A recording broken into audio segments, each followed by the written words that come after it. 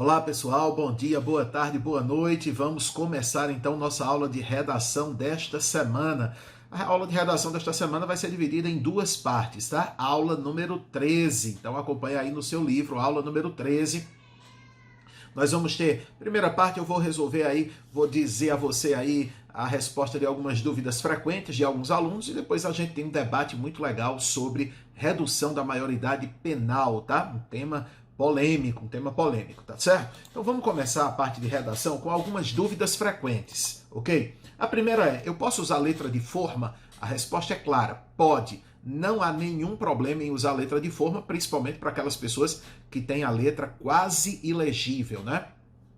O único detalhe que você deve ter com essa questão é que se você faz a letra de forma, né, a popular letra de forma, tem que deixar as maiúsculas maiores. Somente isso, fora isso, nenhum problema, não perde ponto, nada. Segunda dúvida, minha redação será anulada se eu esquecer o título? Claro que não é, gente?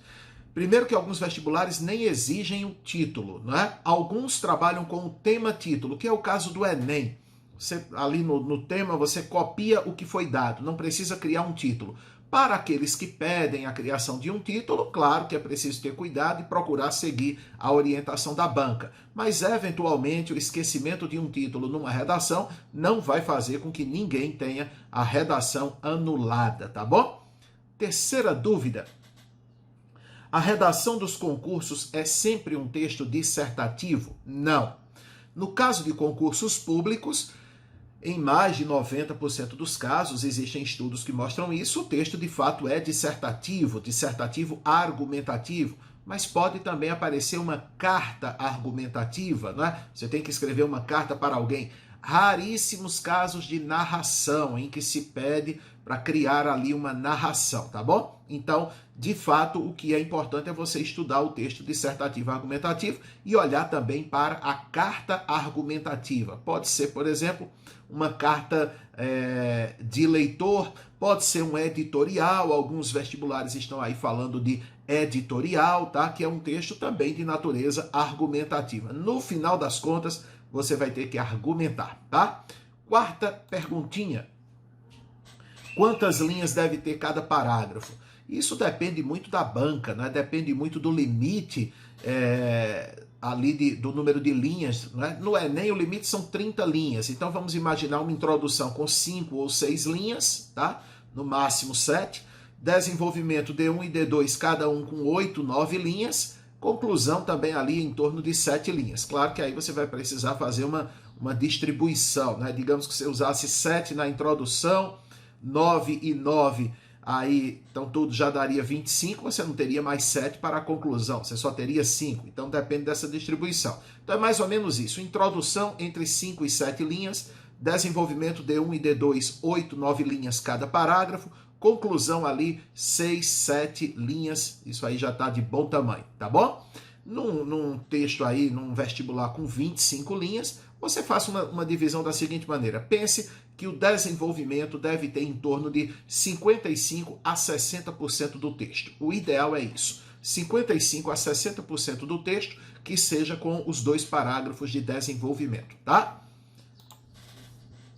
O que é competência argumentativa? Competência argumentativa é a capacidade que você tem de juntar ideias, dando uma argumentação plausível, convencendo o leitor acerca de um ponto de vista. É isso. O texto dissertativo argumentativo é para você defender um ponto de vista. Então, competência argumentativa é o nome que nós damos à qualidade dos argumentos que você usa para justificar um ponto de vista. Isso está muito ligado, no caso do Enem, aos quesitos 2 e 3 da prova, ali que trabalham com a diversidade de conhecimento que você utiliza e como você utiliza isso para marcar o seu posicionamento, para defender a sua tese, tá bom?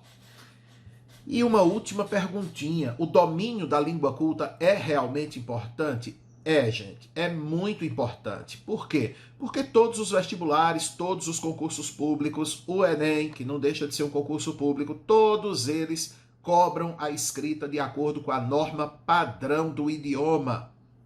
Então não tem essa história de eu não quero estudar crase, eu não gosto de pontuação, eu não quero aprender concordância, a acentuação é frescura. Você pode pagar um preço muito alto porque não quer estudar gramática. Tem que conhecer sim os mecanismos gramaticais, tem que saber pontuar, concordância, regência, crase, acentuação e ortografia são os principais pontos aí de uma redação. Então, nas redações de concursos, de vestibulares, do Enem, no caso do Enem isso vale 200 pontos especificamente, que é a competência 1 da prova, né?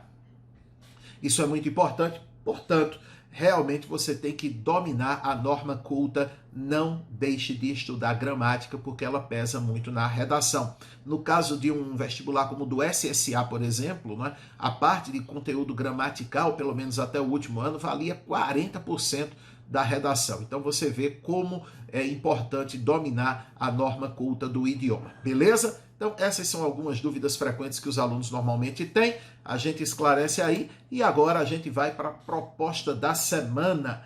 É essa aí, gente. A redução da maioridade penal seria uma boa proposta para diminuir a violência no Brasil?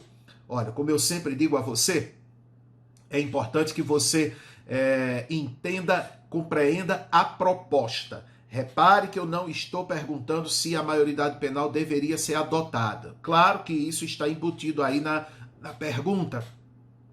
Mas a pergunta é, a redução seria uma boa proposta para diminuir a violência? Então você tem que fazer essa ponte. Se houvesse a redução da maioridade penal, hoje criminosos só a partir de 18 anos é que podem ir para um presídio, não é? Com menos de 18 nem se fala em crime, tá certo? Não se fala em crime. Existe até uma nomenclatura específica para o menor que comete um delito, né? Que comete um ato infracional. Não se fala de crime. Então, o que é que acontece? Diminuir isso para 16 anos. Fazer com que o indivíduo que tem ali 16 anos, 17, que nem completou 18 ainda, cometendo ali um homicídio, por exemplo, que ele vá para um presídio, isso ajudaria a diminuir a violência? A questão não é discutir se ele merece ir ou se não merece. Não estamos perguntando isso. Estamos perguntando se isso ajudaria a diminuir a violência. Então você precisa ficar atento a essa perguntinha aí, que é, digamos, o recorte temático do texto. A redução da maioridade penal é uma boa proposta para diminuir a violência no Brasil, tá certo? Vamos a alguns textos que estão no livro. Acompanhe a leitura do primeiro. Pesquisa Datafolha publicada nesta quarta-feira revela que o número de brasileiros que apoiam a redução da maioridade penal de 18 anos para 16 em crimes graves cresceu. O índice aumentou dos 26% registrados em 2015 para 36% em 2017. O resultado integra o total de entrevistados que se declaram favoráveis, 84%, à mudança na legislação, independentemente da natureza do crime. Neste quadro geral, houve pequena oscilação para baixo. Em 2015, 87% das pessoas se diziam favoráveis à alteração. Trecho da Veja, você vê aí uma pesquisa do Datafolha indicando que nada mais, nada menos que 84% da população se declarou a favor da mudança na legislação, ou seja, que nós tivéssemos aí a redução dos 18 para 16 anos. Essa limitação da idade de 18 anos foi estabelecida no Código Penal de 1940. Nós vivíamos em outro mundo, com outros estímulos. Não se pode dizer que um jovem de 18 anos daquela época é o mesmo do de hoje. O acesso à informação e à tecnologia favorece o desenvolvimento desse cérebro mais precocemente. Kátia Meckler, psiquiatra forense da Associação Brasileira de Psiquiatria. Então vejam o que essa especialista diz, não é? Ela é psiquiatra forense e ela questiona, ela diz, olha, essa limitação aí de 18 anos foi criada, foi estabelecida no Código Penal lá em 1940, ou seja, há 80 anos se determinou isso. De lá para cá, as coisas mudaram muito, o acesso à informação e à tecnologia favorece o desenvolvimento do cérebro precocemente, então de repente alguém que diz que o indivíduo não tem maturidade para saber o que quer e tudo mais, né? A Kátia Meckler está argumentando de forma contrária a isso. Mais um texto, acompanha. O tema é conflituoso porque está cercado de mistificações e conceitos pseudocientíficos, alguns deles solidificados em dogmas que impedem que a discussão ocorra nos seus devidos termos. Nem a psicologia, nem a neurologia, nem a sociologia, nem qualquer outro ramo do conhecimento dará uma resposta definitiva para que se estabeleça a idade em que as pessoas devem passar a responder plenamente pelos crimes que cometerem. Esse é um daqueles assuntos que precisam ser debatidos de maneira pragmática, de olho nos efeitos que cada solução pode trazer. Na base da atual legislação está a ideia de que um adolescente não é capaz de controlar plenamente as suas reações. Isso é verdade. A regra que fixou a maioridade penal aos 18 anos é de 1940, mas as pesquisas mais recentes no campo da neurologia confirmam sua premissa. Segundo essas pesquisas, o córtex pré-frontal, a área responsável pelos freios no comportamento, começa a funcionar por volta dos 4 anos de idade, mas sua configuração não se completa antes da 3ª década de vida. Levada a ferro e fogo, portanto, a ideia de que é preciso aguardar que uma pessoa esteja no pleno exercício de sua faculdade de autocontrole jogaria o limite normativo para algo em torno dos 25 anos, algo que nem o mais ferrenho defensor da maioridade penal estendida aventa hoje em dia. Então você observa aí um debate que traz aí reflexões sobre a psicologia, a neurologia, a sociologia, dizendo, olha, ninguém vai conseguir estabelecer a partir de que idade o indivíduo está pronto para responder, né? Mas pesquisas recentes mostrariam que essa ideia do autocontrole apareceria ali apenas em torno dos 25 anos, mas claro que ninguém pensa em estender aí a maioridade penal para os 25 anos, né? Você tem ali um texto que fala sobre o córtex pré-frontal. Para a gente entender um pouquinho melhor o que é esse córtex pré-frontal, eu vou convidar o professor Marcelo Bezerra para explicar um pouquinho para você o que é que seria isso. Menelau Júnior e suas perguntas sempre pertinentes, inteligentes, oportunas. Pois é, Mené, esse texto aí que você está citando em sua aula é riquíssimo em informações, principalmente para que a gente possa conhecer um pouquinho também dessa área cerebral que é o córtex pré-frontal.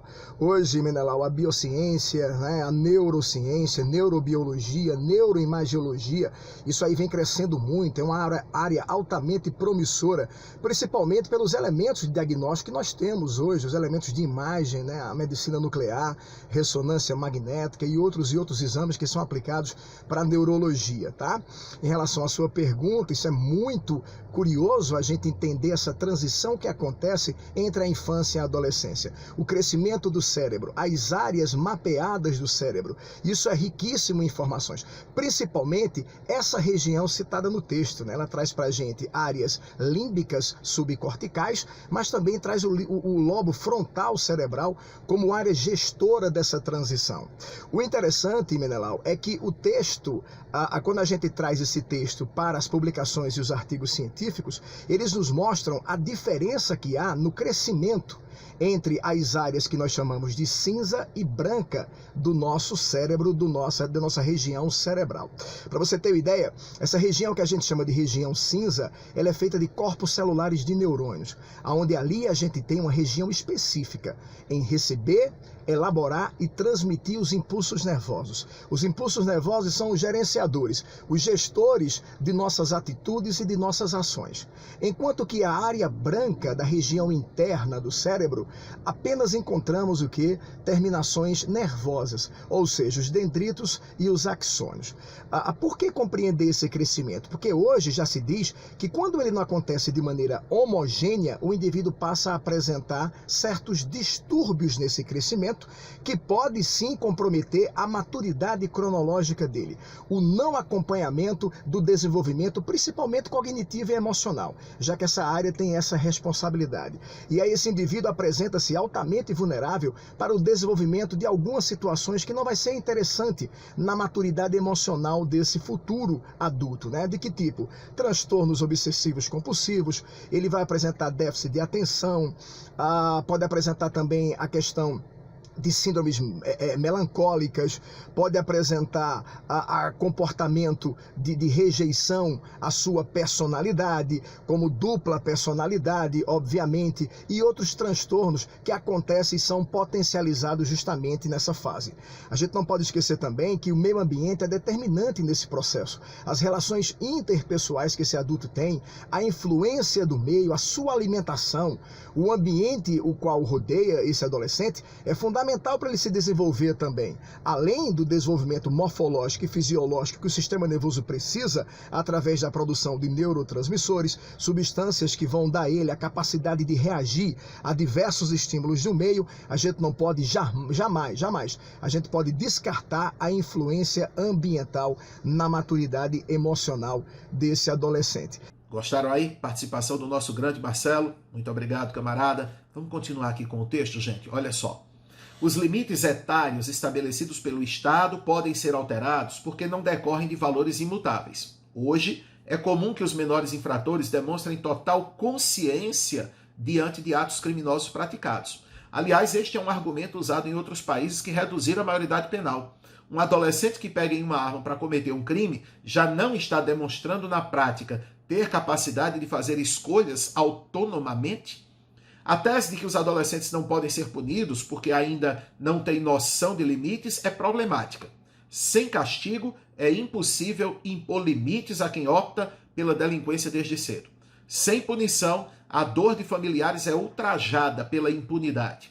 Impunes, os adolescentes veem a porta do mundo do crime continuar aberta para eles. Veja que o texto traz muita informação aí para a gente e vários questionamentos, mas não traz respostas, né? E a gente não está aqui para trazer respostas para você. A gente está para mostrar opiniões diversas, para mostrar que é um tema de fato polêmico, que a questão de se o adolescente tem consciência ou não tem consciência dos seus atos ali aos 16 anos, as consequências disso, mas lembre-se de uma coisa, nós queremos saber se a redução da maioridade penal para os 16 anos contribuiria com a redução da violência. A gente pode até pensar, não, eu sou a favor, tá, mas a questão não é ser a favor ou contra, a questão é, isso ajudaria a reduzir a violência, tá? Eu vou trazer agora o professor de História, Fred, nosso grande amigo, tem dado monitorias lá no nosso espaço. Fred, me diz aí o teu posicionamento a respeito dessa temática. Eu sou quase capaz de adivinhar, mas diz aí pra gente, Fred, como é que você enxerga o assunto? Olá, galera, tudo bom? A redução da maioridade penal é uma proposta, tá, para reduzir a violência no Brasil. E de maneira bem prática, eu afirmo que não. E por que eu afirmo que não? Porque eu afirmo também em cima de leituras que fiz e em cima do que a gente percebe no nosso dia a dia, por exemplo, que é veiculado, né, em vários canais de informação, que o sistema carcerário brasileiro, ele é um sistema que é ineficaz, tá? Esse é o primeiro ponto. Sendo ineficaz, ele não possibilita, através de políticas públicas, o que a gente deveria, né, ter, que é a chamada ressocialização na maior parte, né, das cidades brasileiras e estados também. Então a gente não percebe essa ressocialização como ela deveria acontecer. O que a gente percebe é uma violação, na maior parte das vezes, dos direitos humanos. A gente tem na Constituição Federal a garantia da inimputabilidade do indivíduo, artigo 228, tá, da Constituição. Só um segundo, por favor. Ele fala que são penalmente inimputáveis, tá certo? Ok? Crianças e adolescentes, tá, com menos de 18 anos. Mas, Fred, as propostas são para crimes hediondos. É muito comum que políticos utilizem, tá, como plataforma das suas campanhas políticas e tragam à tona essas discussões, porque a sociedade está muito machucada, né, com o tamanho da violência, mas a gente não resolve violência, nesse caso, o problema da violência, perdão, né, com emoção, a gente resolve de maneira bem racional. Eu queria encerrar fazendo a leitura, né, de um pequeno excerto, que é um trechinho de um texto de uma das maiores referências em história da infância. A gente pode entender infância do nascimento até os 18 anos, por exemplo, que é a figura do historiador francês Philippe Ariès, tá? Ele é maravilhoso. Ele tem uma obra clássica chamada A História da Infância e ele traz a seguinte proposta, tá? Eu acho maravilhoso essa ideia que ele traz sobre a infância. A criança deve ser amada em sua singularidade, cultivada em suas potencialidades, educada em sua inocência e pureza e, finalmente, disciplinada em seus instintos. Então fica aqui a minha contribuição, tá? E fica aqui a minha negativa da redução da maioridade como uma proposta, né, possível, viável, enfim, para a redução da violência no Brasil. O que a gente tem que ter são projetos concretos. O Estado, famílias, boa parte dessas crianças, infelizmente, também não tem famílias, mas Estado, quando carecem de famílias, e a sociedade fazendo parte de forma junta, de forma racional, de forma equilibrada, com políticas públicas, para que a gente possa resolver esse problema e mudando principalmente a nossa mentalidade, tá bom? Um cheiro para todo mundo. Muito obrigado mais uma vez, Menelau, pelo convite, pelo carinho, tá? Me estendi um pouco, mas enfim, minha contribuição está aí para todo mundo. E fiquemos em casa, tá certo? Nesse período muito conturbado, mas que a gente vai vencer. Muito obrigado, pelo professor, pela sua contribuição. E aí você, caro aluno, reflita um pouquinho aí sobre essa visão do Fred. Você pode concordar, você pode discordar. A gente está trazendo apenas uma voz para você. Tem uma charge aqui para te mostrar, olha só. Redução da maioridade penal reduz a criminalidade. E aí o deputado ali com o nariz do Pinóquio, né? Então uma charge mostrando que a resposta seria não. A redução não contribui para a redução da criminalidade. A gente tem agora um vídeo, queria que você desse uma olhadinha aí nesse vídeo do site Nerdologia, um site muito legal do YouTube, merece ser conhecido. Você já teve que se controlar para continuar a fazer um trabalho muito chato? Ou parou para jogar só um pouco enquanto estava estudando e quando viu já era de madrugada? Esse tipo de situação que demanda autocontrole pode revelar muito mais do que você imagina. No final da década de 1960, Walter Mischel, Yushi Shoda e Mônica Rodrigues usaram marshmallows para estudar o autocontrole de crianças de 4 anos, na Universidade de Stanford. O teste era bem simples. Um pesquisador entra na sala, deixa o marshmallow na frente da criança e diz: "Vou sair da sala e volto em 15 minutos. Se você não comer esse doce até eu voltar, te dou mais um e você ficará com 2. Mas se você comer esse doce, quando eu voltar você não ganha mais nada." É só a criança se controlar por alguns minutos e terá uma recompensa ainda maior. Se não se controlar, perde um ganho futuro. Elas olhavam para o doce, cheiravam, lambiam, mexiam, se distraíam e faziam o que podiam para não comer. Muitas não resistiram e comeram o marshmallow, em média 3 minutos depois de serem deixadas sozinhas. Só uma em cada 3 crianças aguentava até o final. Bem simples, não? O grande achado de Mischel foi voltar a estudar o que aconteceu com aquelas crianças mais de 10 anos depois. Os adolescentes que foram crianças que tinham autocontrole e conseguiram esperar para ganhar o segundo marshmallow se desenvolveram com maior desempenho escolar, com menos problemas cognitivos, sociais e até menos estresse. A habilidade de se controlar e adiar a recompensa por algo melhor se estendia para as outras tarefas e situações na vida delas. Conseguiam ficar em casa estudando quando precisavam, por exemplo. Acompanhando esse grupo até a idade adulta, mais de 40 anos depois dos primeiros testes. Aqueles que foram mais impulsivos e comeram doce mais cedo foram os que tiveram maiores problemas profissionais, menor formação e até maior uso de drogas.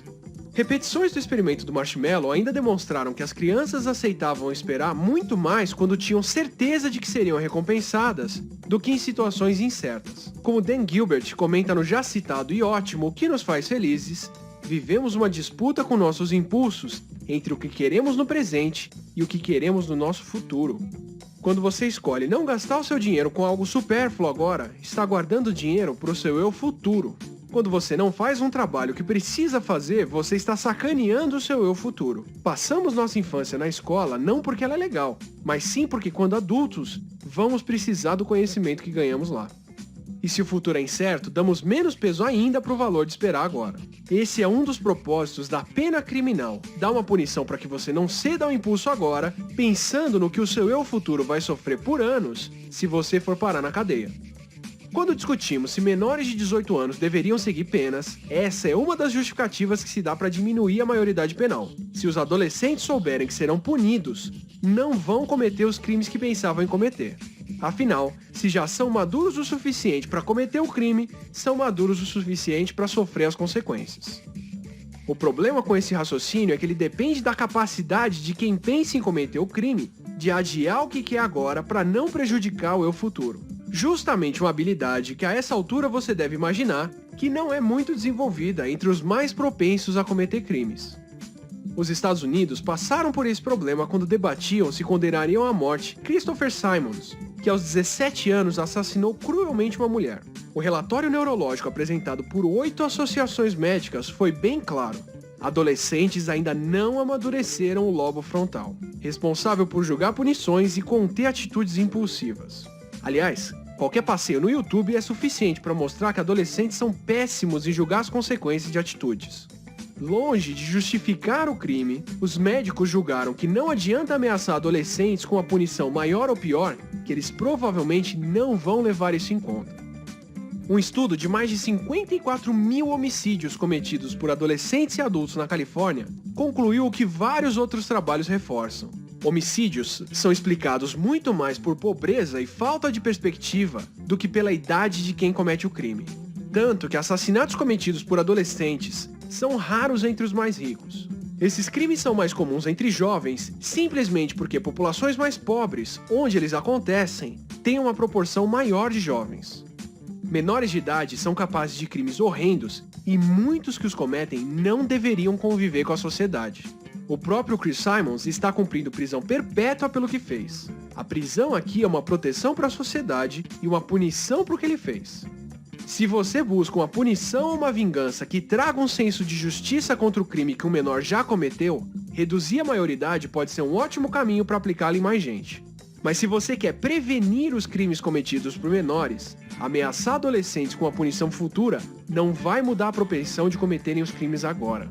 A punição está em um futuro muito distante para diferenciar entre 20, 30 ou 40 anos presos. Quem consegue se conter agora em favor de um benefício futuro nem estaria cometendo um crime para começar. De repente, dar educação e perspectiva de vida para quem ainda não cometeu crimes poderia dar os motivos para que eles nunca cometam e a mentalidade para reconhecer o valor disso. Se conter agora é um impulso bem menos controlável quando não há nenhum marshmallow a ser perdido, nem outro a ser ganho no futuro.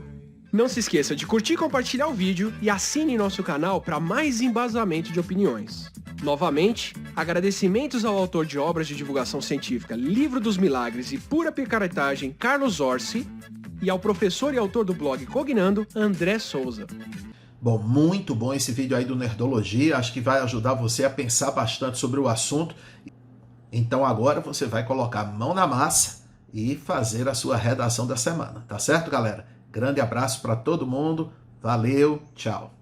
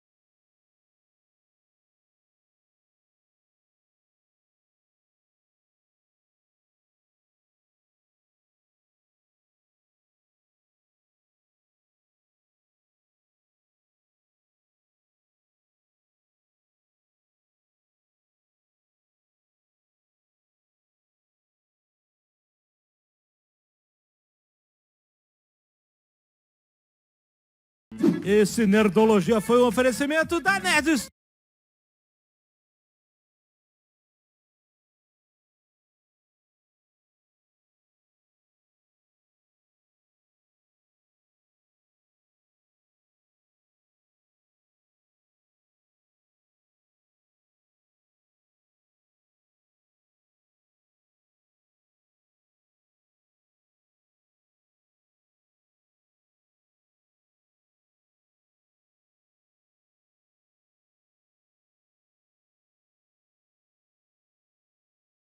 Nesta semana, o Jornal Nacional vai apresentar uma série especial de reportagens sobre adolescentes infratores.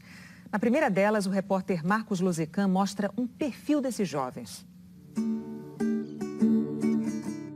Se eu pudesse ter asas pra voar. O vozeirão que agora encanta também já botou um medo.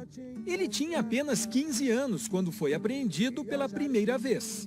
Assalto, tráfico de drogas. Aos 19 anos de idade, depois de várias internações em unidades para adolescentes infratores, se diz arrependido. Me arrependo profundamente, com certeza, porque uma coisa errada foi feita, né? Eu acho que foi mexer com vidas, entender pessoas. Dedos delicados, unhas bem cuidadas, mas que ninguém se engane. Essas mãos já seguraram armas e até mataram. Eu cheguei a um assalto, bora, passa tudo. Aí desacreditou, deu pra cima de mim. Eu peguei e dei 3 tiros. Aonde na nuca nele. Na nuca? Foi. Enforcamento. Foi um homicídio. E você acertou aonde nele? Aqui e no coração. No pescoço e no coração? Um filho atrás das grades, toda a família presa na dor da vergonha, do medo, da decepção. Pais e mães, enganados ou coniventes, culpados ou inocentes.